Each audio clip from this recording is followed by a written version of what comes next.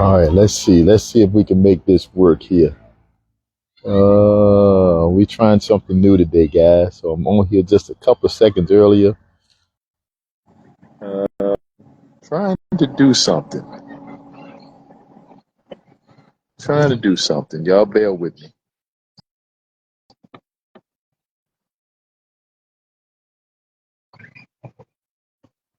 Okay. All righty. See if this is gonna work. See if this gonna work. Trying to add my wife in here. Let's see. Okay. Oh, she ain't got on here yet. So wait for her to chime in on here. As soon as my wife get on here, I'm gonna try to add her in. Y'all bear with me. I'm trying to do something new, so y'all bear with me. But we about to get started. We about to get started because it's another Thursday. I'm excited as usual, and but I'm trying to make something happen. What up, Tony? What up, big bro? What's good with you, man? Um, yeah, I'm trying. My wife's supposed to be getting on here. I'm trying to do this new Facebook thing where you can add somebody in, but so far, yeah, y'all bear with me. Bear with me. She's supposed to be getting on here. What up, Larry? What's happening, bro? How you doing, man? Hope all is well with you, man. Yeah, yeah. So, alrighty. Deborah, where you at? I don't see your name on here yet.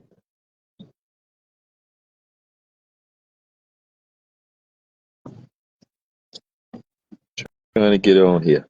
We found this way that we can get her and I on here at the same time to do this Facebook Live. So, trying to test it. So, y'all bear with me. Bear with me for a second. Bear with me. She's supposed to be on here, but yeah, boy.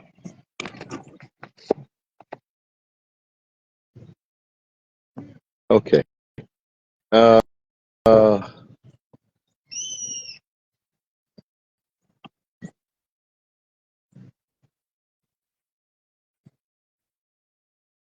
there. Okay. I see you finally on here, Deborah. Let's see if we can get you connected.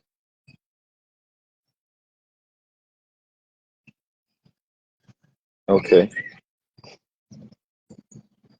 Says, okay. There we go, finally. You can back away from the camera a little bit, baby. All right. Hopefully everybody can hear us here. Let me cut this up a little bit. There we go. All right. There we go. I think we're trying something new.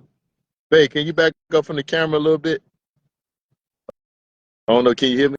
All right. Can you say something? Let me see if they can hear you. I can't hear you. Y'all understand this? We're trying. Yeah, I'm sorry. We was trying some guys. Um, so I see you, but I can't hear you. So make sure your volume is up. I can't hear you. Or you can't hear me. You said something? Ah, we're gonna have to test this again another time. We got to test it again. Can anybody hear us? Can anybody hear us? Just let us know. Can Can you hear us? Say something, babe. She can't hear us. Okay.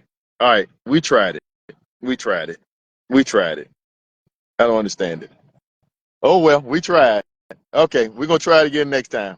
We'll do a test run on something else. See what happens. So, but at least I get to see my wife. Hey.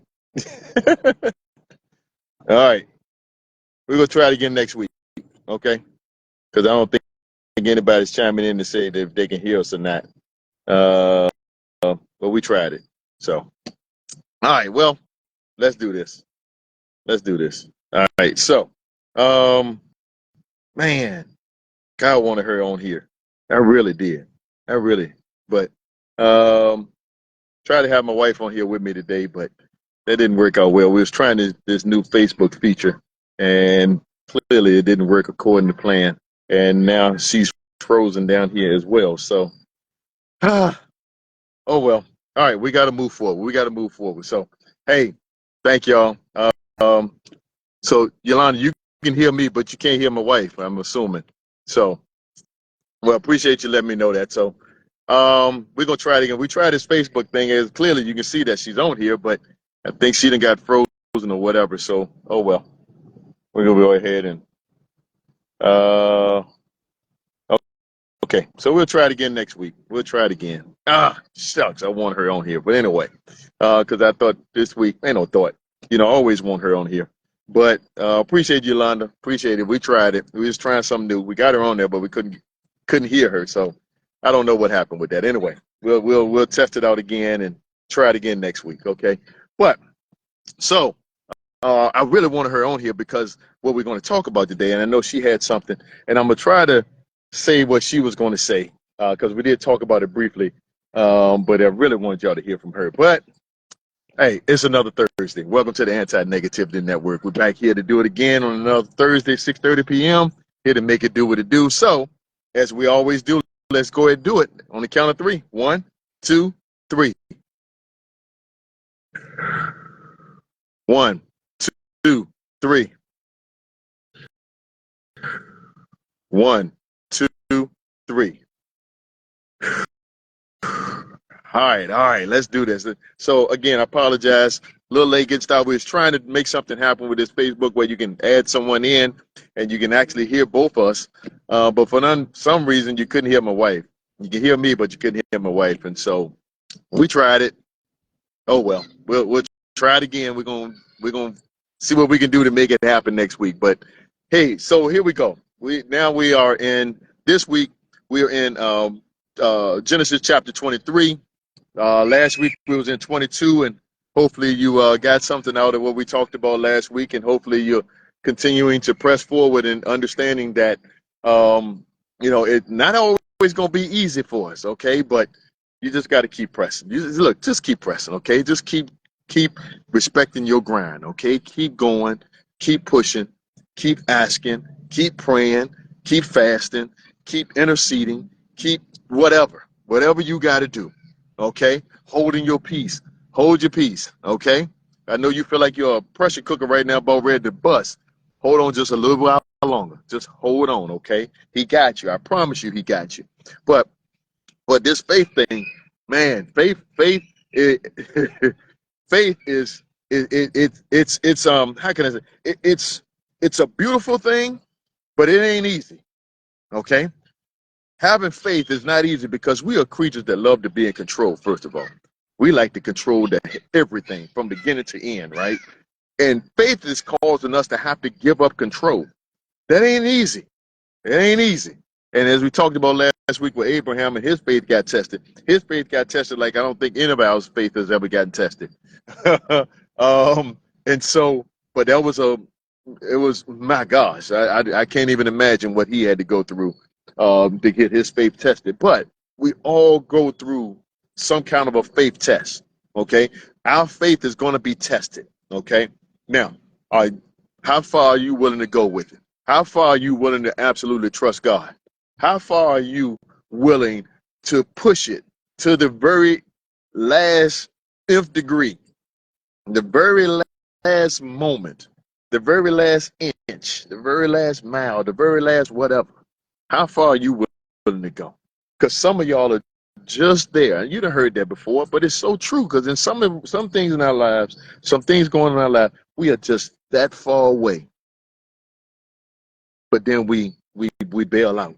We bail out right at the moment where we about to get what it is we've been praying for, what we've been wanting, what we've been desiring, what we've been fasting for, we've been praying for, what we've been hoping for. You right there, and then we give up. So I'm here to encourage you today. Don't give up. Keep pressing. Push. Ask for somebody to help you push sometimes. Sometimes we got to ask for some help. Ask for somebody to pray for you. Ask for somebody to help you carry this load just a little bit longer. Okay? And sometimes helping you carry the load is just simply you being able to talk to somebody. You just being able to share with somebody. Okay? And so, but you got to exercise your faith. And sometimes exercising your faith is asking for help you to hold on, to help you to push, to help you to keep driving forward. All right. So now let's get to chapter 23 because I just had to touch on the faith thing again from last week because that was, to me, that was just something that we really got to hold on to because some of y'all are just right there.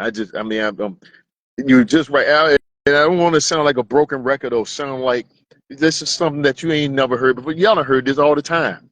You right there. But for some of y'all, listen to me right there. It's so true. You've been holding on you've been pushing, you've been digging, and you're just not understanding why things are not happening. Why? Why do I have to continue to hold on? Why I got to continue to push? I done paid my dues. I've been biting my tongue. I've been sitting here quiet. I've been yet, sitting in the background. When is my time to be out front? When is it time for my breakthrough? When is it time for me to stop being broke? When is it time for my health to kick up a notch so now I can go out here and live life? Why I got to stay in this bed? Why I always got to be hurting? I'm doing everything I was told to do, and it's still nothing. What's going on? Why?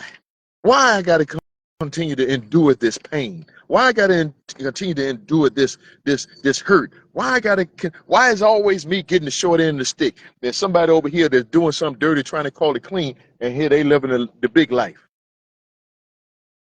That's because your life is not their life. What you going through is for you to go through because you can't look at what somebody else has in their current situation. Because number one, you don't even know what it took for them to get to what they got. And matter of fact, in some of those situations, you probably, if you knew what it took for them to get where they at, you probably wouldn't want that. You probably take exactly what you got going on right now. That's first thing. The second thing is that what God has got you going through right now, again, that's for you and you alone. You're going to have to dig deep and trust him that he got you and that he's going to bring you through and going to push you through whatever it is he got you in.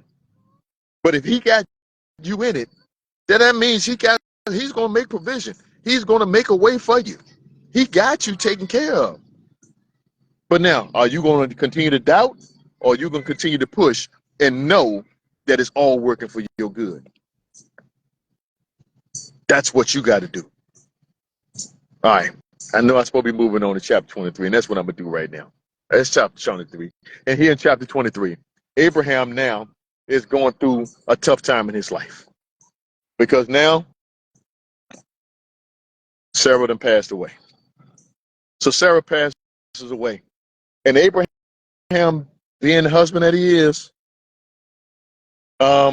he's just trying to bury his wife the right way. If anyone can relate to that, all of us can relate to that in some way, shape, or form, because all of us have lost a loved one in some way, shape, or form. Might not have lost a wife or a husband or something, but you lost someone that was valuable to you, right? And so we always want to send them off the right way, even though they don't have a clue what's going on, because once he's gone, they don't have a clue what's happening here, right? But because of who they were to us, what they meant to us, we want to send them off the right way. So here's Abraham trying to do the exact same thing right here. And he knows he's a foreigner in a different land. This is when he set up shop living in a foreign land, Canaan. That's not his homeland. And so he's in Canaan, and his wife, and she's passed away. So now he just want to bury her the right way. He want to do the right thing. So, I think, and God, I wish my wife could have been on here because I know she wanted to speak on this piece right here, but she was looking at it from the standpoint of Sarah, and just thinking about how Sarah got to where she was in life, right? And it's just funny how life happens, and we end up places that we didn't expect to end up. We end up with people that we didn't expect to end up with, right?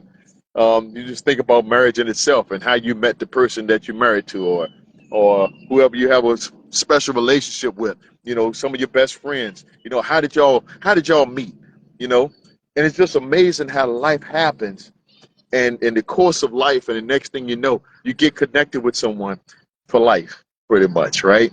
Um, and so she was looking at it from Sarah's standpoint of how she ended up connecting with Abraham, and how her connection with Abraham not only took her to a different land, but it changed her life to the point that her being with Abraham, who was God anointed to be the father of many nations, and she was going to be the mother of many nations.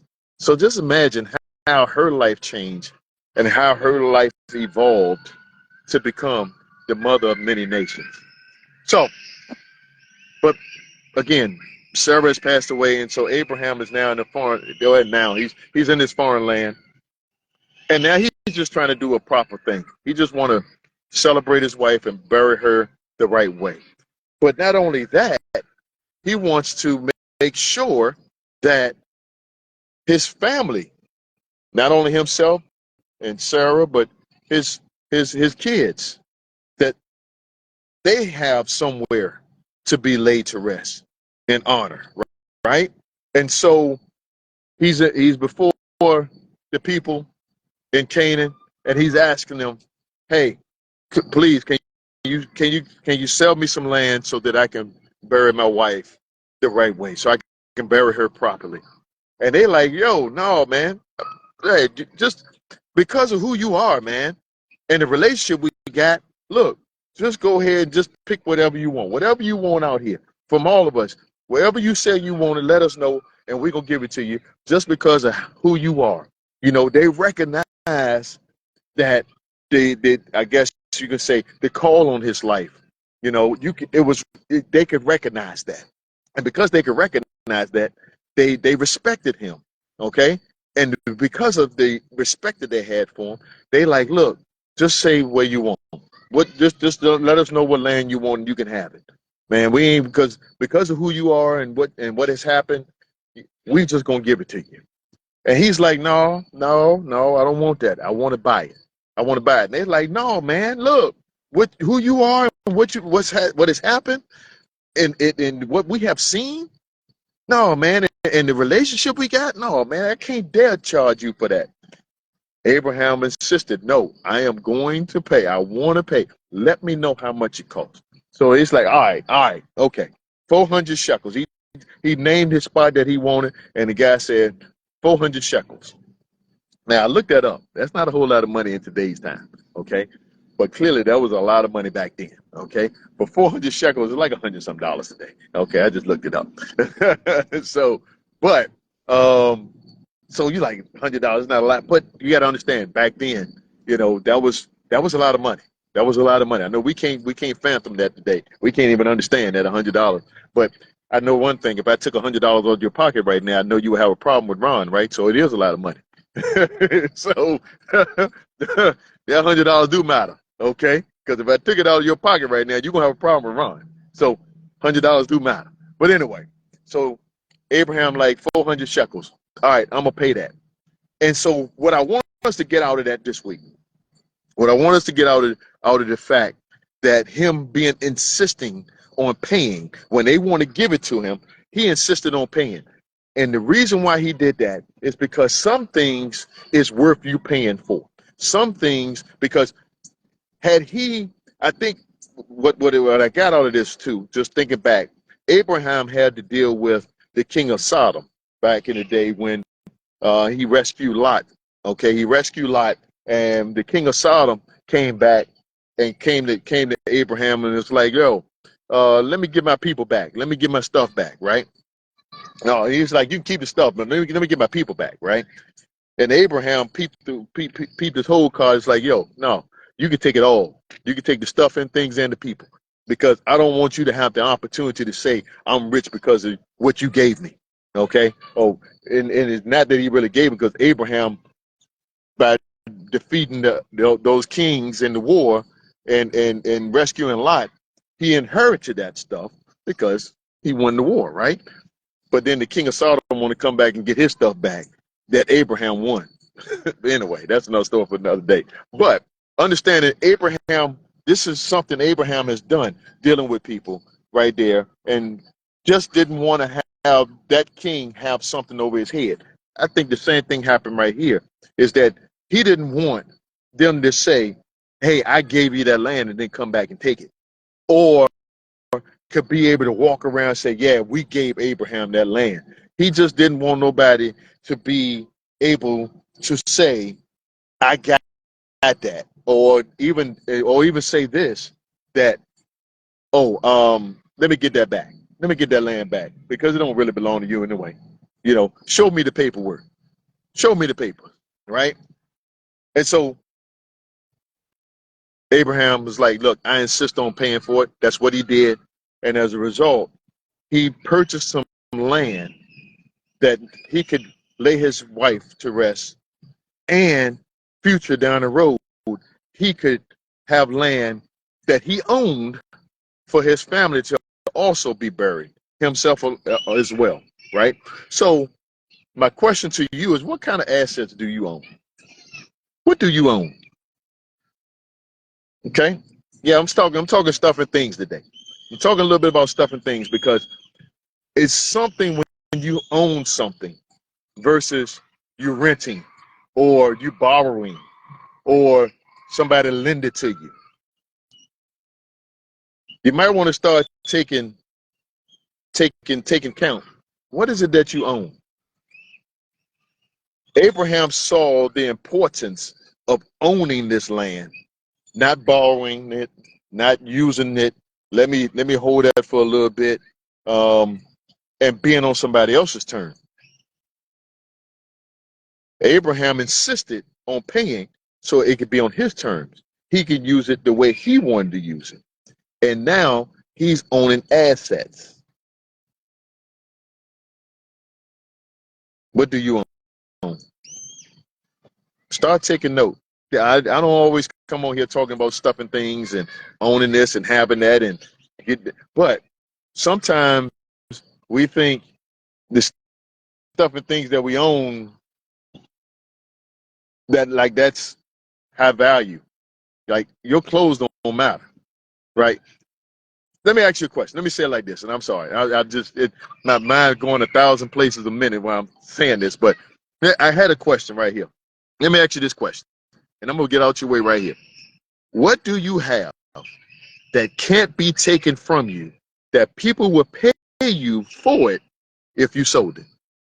I'm gonna ask you that question one more time, and I want you to just think about this because I want you to start taking inventory of your life and what it is that you have. Okay? Just think about your world. Think about your life. What do you have that can't be taken from you that people will pay you for it if you sold it? What do you also have that you can pass on that's an asset and not a liability?